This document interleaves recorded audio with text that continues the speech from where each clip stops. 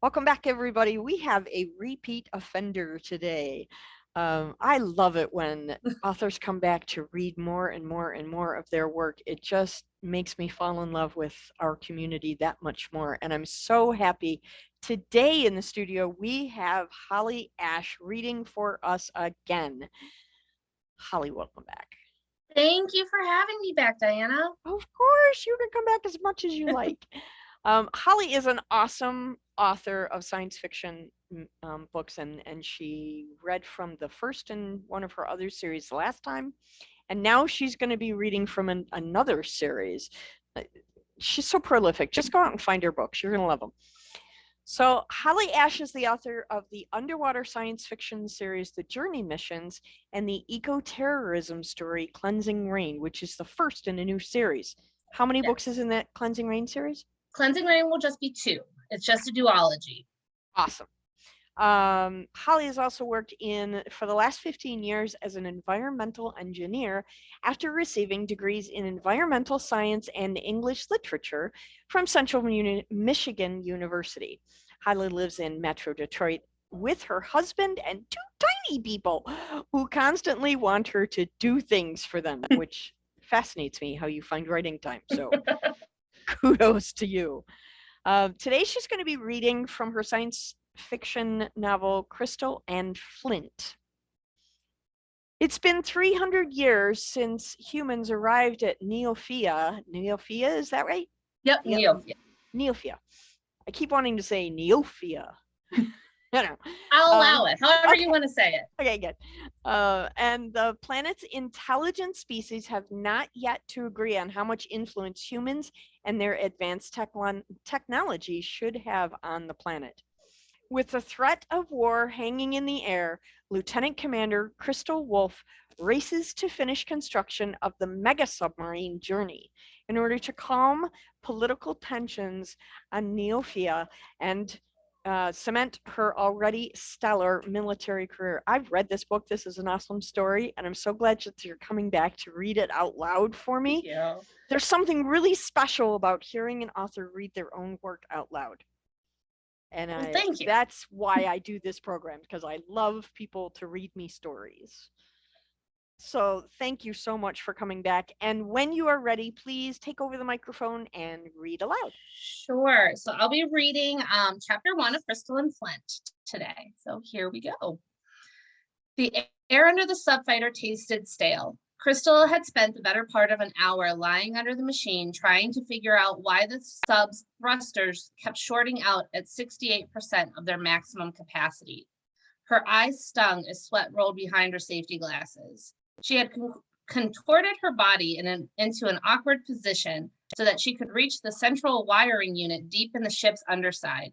It was complicated and time-consuming work, and Crystal was loving every second of it.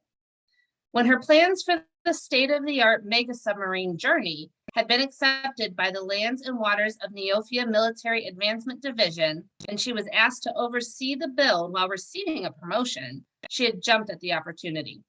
She hadn't considered that she wouldn't be able to do hands-on work anymore, or how much she would miss it. The tips of Crystal's fingers finally connected with the panel she needed to access. She grunted with satisfaction and leaned forward, weaving her other hand through the wiring to locate the release pins. She had just found them when she noticed someone standing outside the subfighter, not far from where her own feet were sticking out from under it. The shoes were far too clean and shiny to belong to anyone on her team. Lieutenant Commander Wolf, the owner of the shiny shoes, said in a slightly trembling voice. Yeah, Crystal said as she carefully removed the first of 4 pins holding the thruster control panel in place. She was used to people being nervous when speaking to her for the first time, especially their lower-ranked crew. It was almost like they thought of her as some kind of celebrity. It had been happening to her for most of her life. I have a message from Admiral Kraft, Shiny Shoes said, this time without the tremble. I can clearly hear you, so go ahead and deliver your message. Crystal removed the second pin, and the right side of the panel came loose in her hand. She shifted her body to give her left arm a little more leverage. I can't, ma'am. It's a secured message. You're going to have to activate it. All right, give me a minute. The secured message didn't concern her. These days, every message she got from headquarters had come with some unnecessary level of security. She imagined it gave the sender an elevated sense of self-importance. Crystal removed the last 2 pins from the panel, freeing it. Slowly, she worked her arms out from the subfighter's guts, then slid out from beneath the machine and got her first look at Shiny Shoes. He was young. If she had to guess, she would say he had only been in the service for a few months. Here, Crystal said, holding the panel out to him. Hold this for a second. It wasn't exactly in order, but Shiny Shoes was in no position to refuse. Gingerly, he took the panel from her. Crystal hid a grin as the thick blue gel insulating the panel dripped and pooled into the palm of his hand. She rose gracefully to her feet. Shiny Shoes held the panel out to her, but she didn't take it. Instead, turning to the small portable workbench she had set up next to the subfighter. She wiped the gel off her hands with the rag hanging from the edge of the bench before reaching for a clear plastic bag. She dropped the 4 pins into the bag, sealed and labeled it. Shiny Shoes maintained a respectful silence as she went through her procedure, but she could feel his eyes on her. She was sure she didn't look like much of an authority figure at the moment. Her white tank top clung to her body, sticky with a mixture of sweat and oil. Her bare arms were coated in grease, and several small red lines had appeared on her forearms, scratches she must have gotten while searching for the panel. Crystal slid her safety glasses up onto her head to hold her shoulder-length brown hair out of her face, then used another rag to wipe the sweat from her eyes and face before she grabbed her uniform top off the workbench. Once she had finished buttoning her shirt, Crystal turned back to Shiny Shoes, holding open another clear bag. In here, if you don't mind, she said with a smile. He placed the panel in the bag. Crystal quickly sealed it and handed him a clean rag to wipe his hands with. So, how about that message? Yes, ma'am, right away, ma'am. He finished cleaning his hands before giving Crystal the small electronic tablet he was carrying. Crystal spoke her full name and rank into the voice identifier at the top of the tablet, prompting the screen to spring to life. She read its message quickly. 11:15, 5:22, 23:44. Commander Wolf, you are to report to Law and Headquarters at 13:45 for an emergency meeting regarding Operation Water Tiger. Be prepared to discuss status and schedule of the operation. A sense of dread started mounting in Crystal. Operation Water Tiger was the code name for Journey. What emergency could there be regarding Journey's status and schedule? She had been sending weekly progress reports to Captain Reed and Admiral Kraft since they had begun construction. Crystal read through the message once more to make sure she hadn't missed anything. Before handing the tablet back to Shiny Shoes, she pressed her thumb on the scanner to confirm receipt of the message and erase it. Do you have a message you'd like me to return, ma'am? Yes, please inform the Admiral that I will proceed as requested. Yes, ma'am. Shiny Shoes turned and walked away. Crystal leaned against the subfighter and watched him go. She had just over an hour to get to headquarters, which was enough time to either finish her work on the subfighter or get cleaned up. She decided to keep working. Besides, she was fairly certain she had a clean shirt in her office she could grab before she left the build site. She returned to the workbench and started examining the panel she was holding. She saw the problem almost immediately. Those cheap bastards, she muttered under her breath. Who are we talking about this time? Crystal whipped around to find Chief Steiner standing behind her. Her second in command had a curious look on her face. When did you learn to sneak up on people? She asked.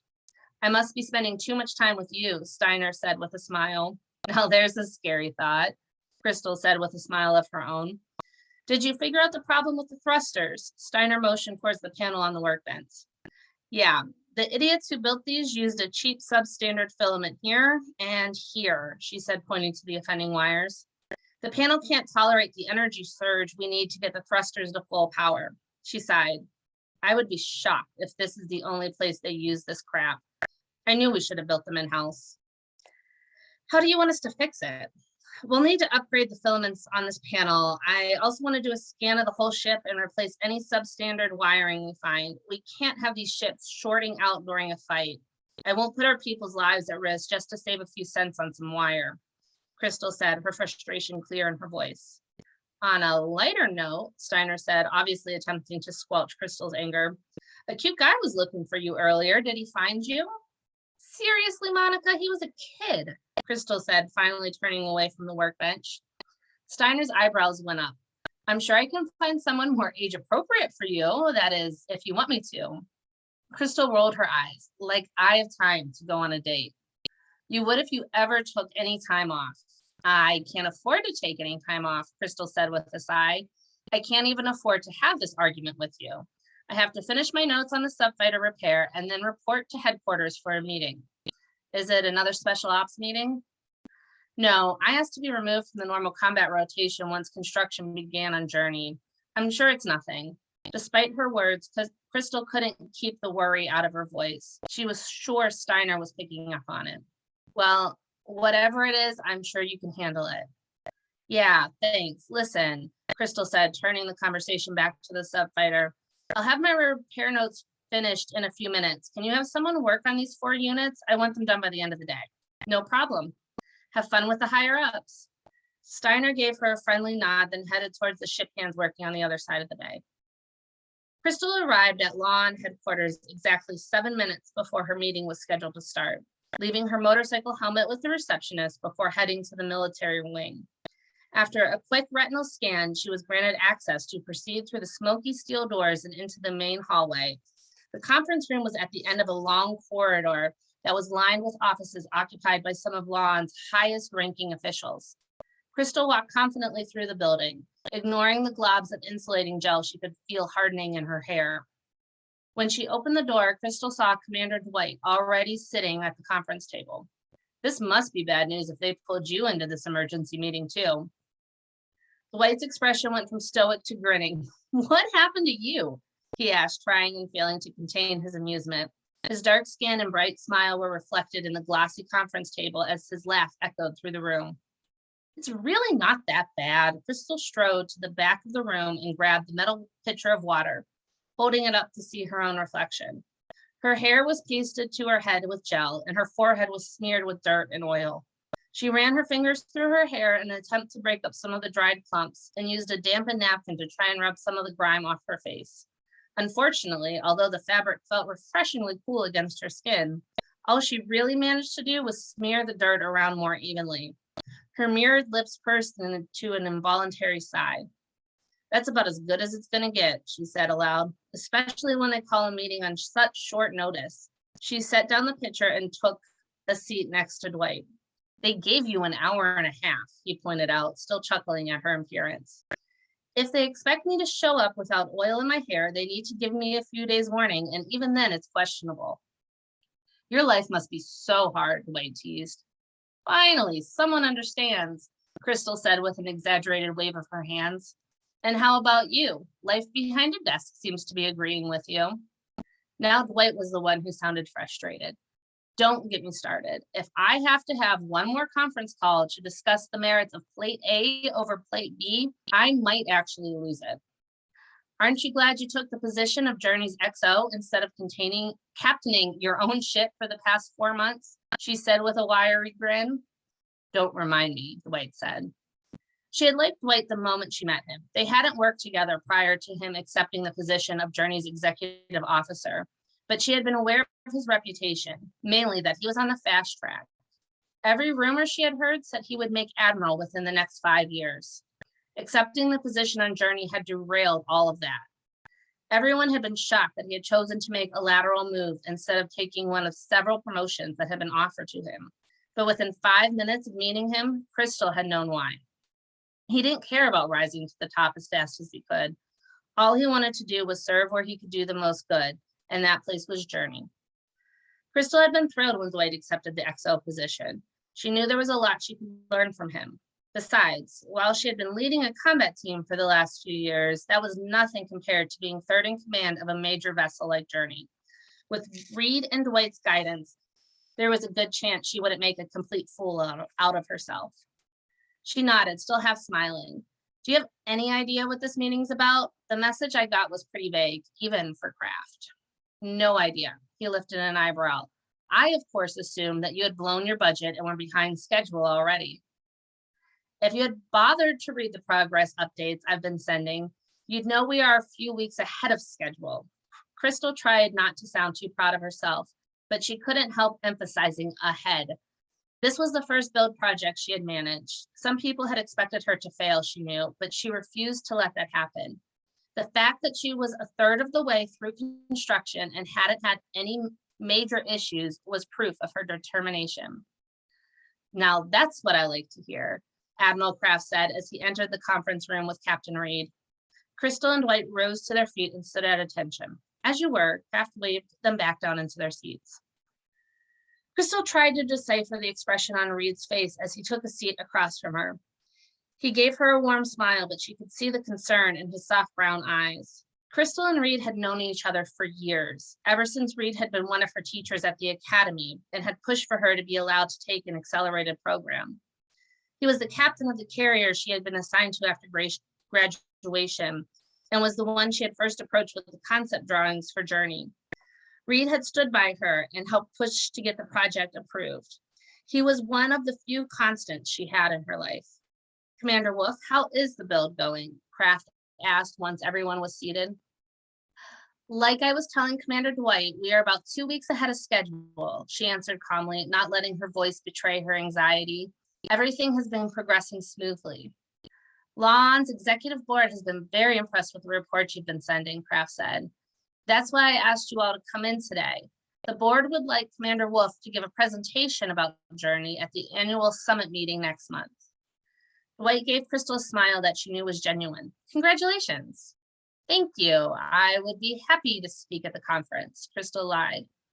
The idea of speaking in front of a room full of politicians repulsed her, but she knew she didn't really have much choice in the matter. She glanced across the table at Reed. His facial expression had not changed, which made her realize there was a catch to this request. Fantastic. The board has also requested that tours of the ship be given during the conference. Kraft paused for a moment before continuing. Journey is being ordered to report to the Capitol 2 days before the conference is scheduled to begin. I understand that this will push the completion date up 9 months. Crystal quickly did the math. There was no way Kraft was serious.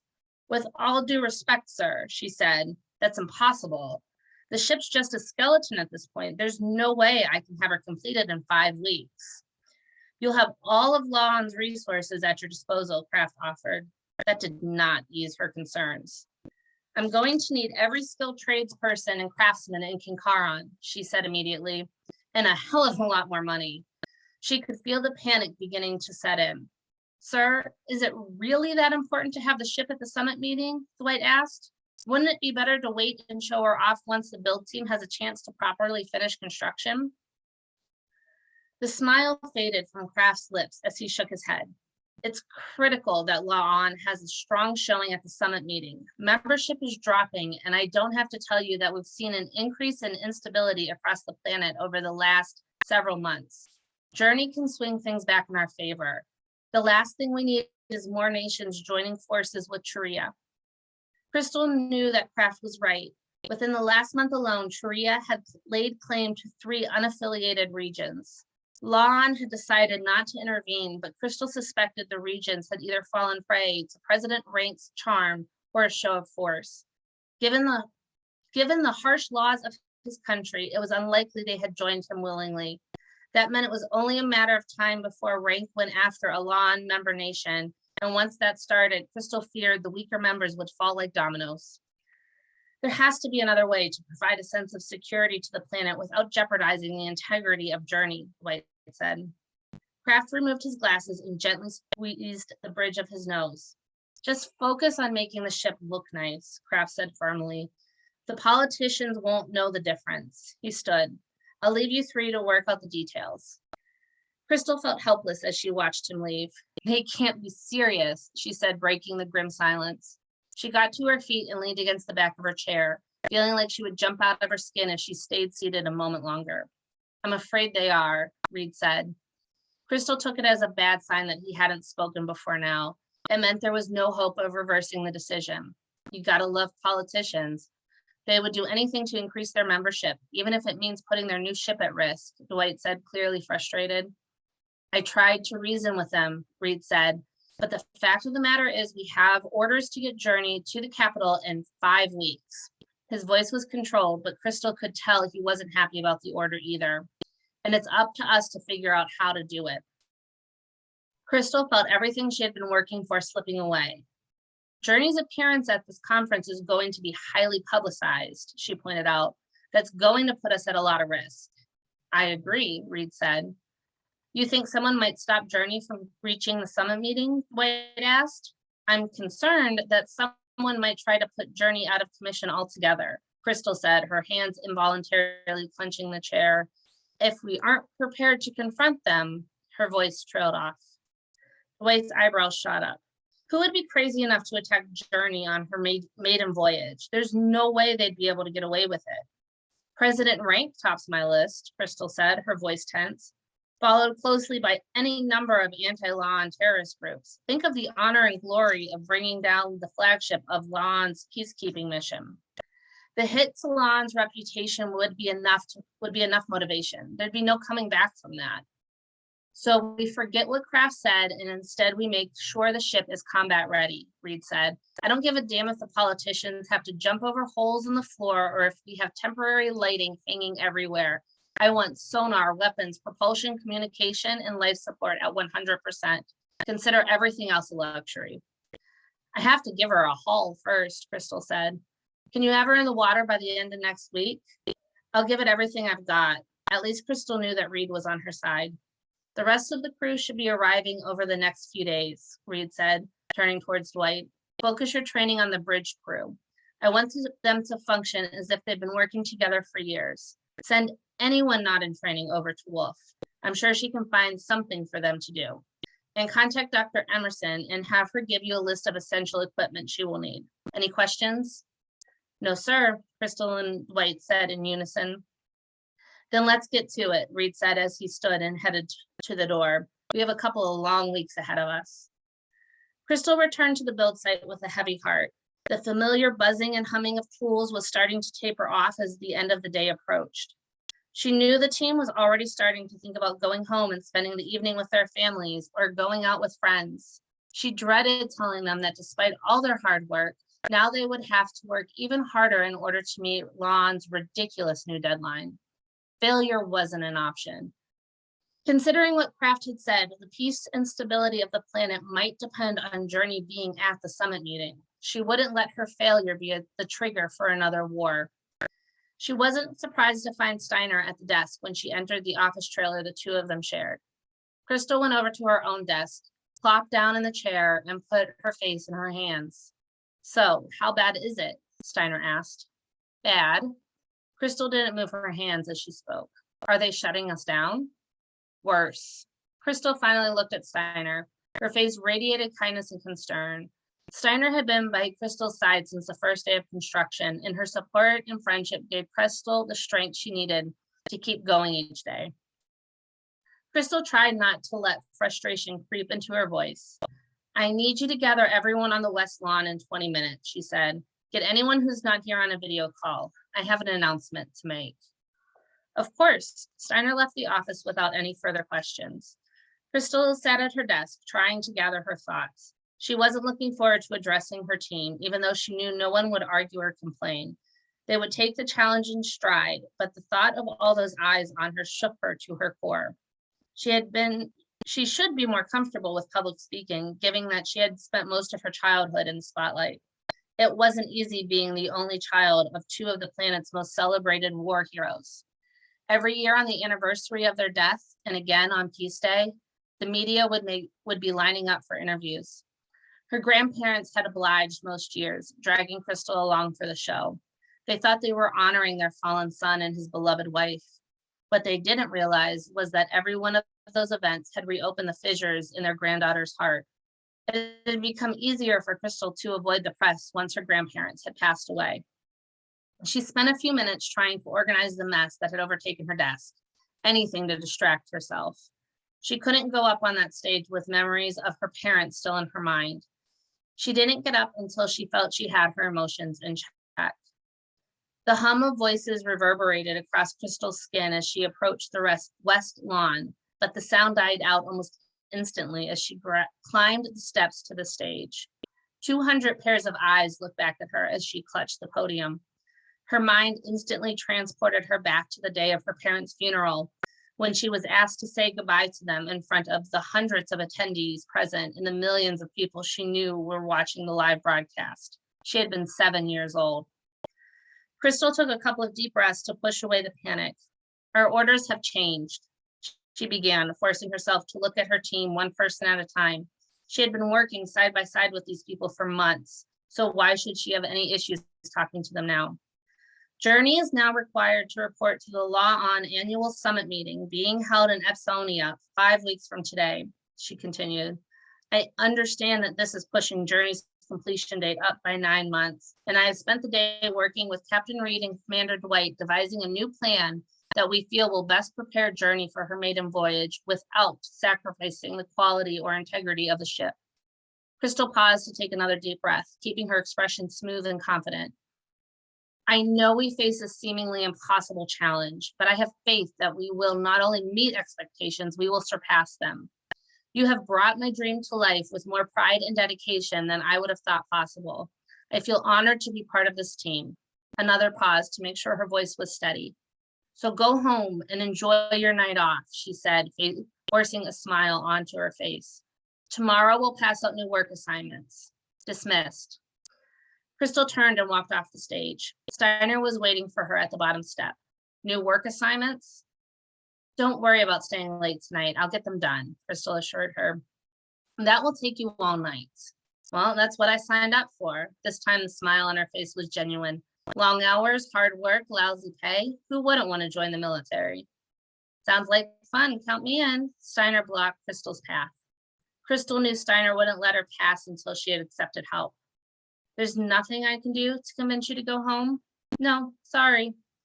A voice came from behind her. Excuse me, Commander Wolf, Chief Steiner. Crystal turned to find Larry Thompson standing next to her. The hall construction supervisor had a calm expression on his face. Yes, Mr. Thompson, Crystal said. I have spoken with my team and we would like your permission to keep working tonight. Are you sure? Yes, ma'am. Permission granted. She couldn't prevent gratitude from leaking into her voice. Thompson left to go gather his team. His place was immediately taken by the electrical supervisor, Tara Cummings. Commander, my team would also like permission to stay and work tonight. Crystal noticed that all of her supervisors were waiting to talk to her. Are all of you here to ask to keep working tonight? She asked the group at large. Everyone nodded. Crystal was overwhelmed by the dedication of her team. She felt a lump forming in the back of her throat and did her best to swallow it. She had to remain professional.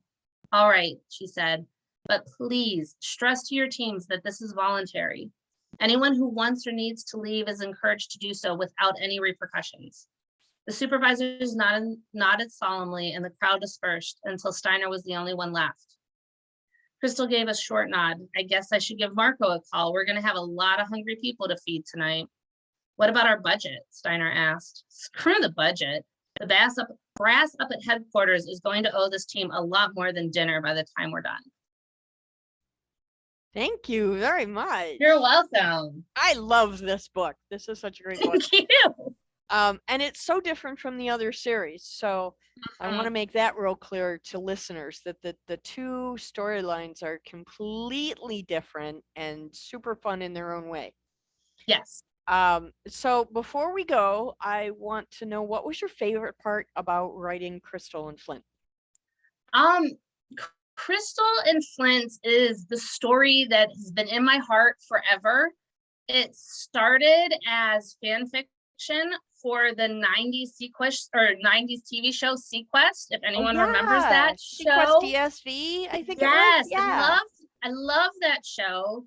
And a friend of mine wrote ourselves into the show as Crystal Wolf and Desi Flint, the two main characters. Okay. And we were in about 9th grade, and before I even knew what fan fiction was, we were writing these stories and passing them back and forth in between each other in class. And the characters and the storylines we came up with have always stuck with me.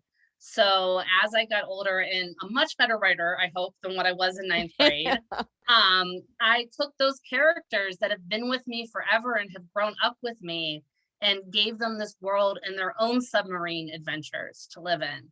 That's very cool. What a neat opportunity for you to take something from childhood and move it into your adult practice of writing. I think that's an awesome thing. And it's a great point of inspiration for young people who are writing. Never give up on that storyline, because it might turn into a book one day. It could, and you gotta, if you don't see the characters you want in your stories, put them in there yourselves and then make your own stories with them. And Absolutely. that's how this series got started. So much fun. How many books are going to be in this series? There will be 5. Books Okay. 1 through 4 are currently out, and I'm hoping 5 will be out next year. Fantastic. You're going to come back and read the others, right? Sure will. Absolutely. Awesome. Thank you so much for your time today, Holly. I really appreciate it. Thank you. Have a great day. Right, bye, everybody. Bye.